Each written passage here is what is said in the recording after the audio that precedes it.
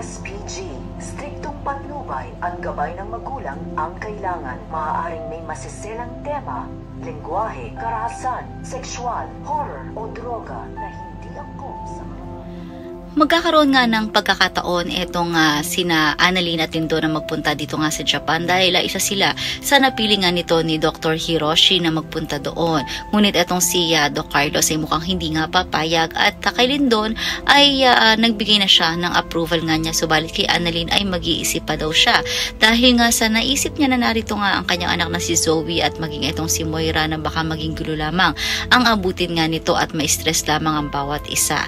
Samantala ito namang si Justin at Eric ay magpapaalam na nga kay Giselle dahil babalik na sila sa US.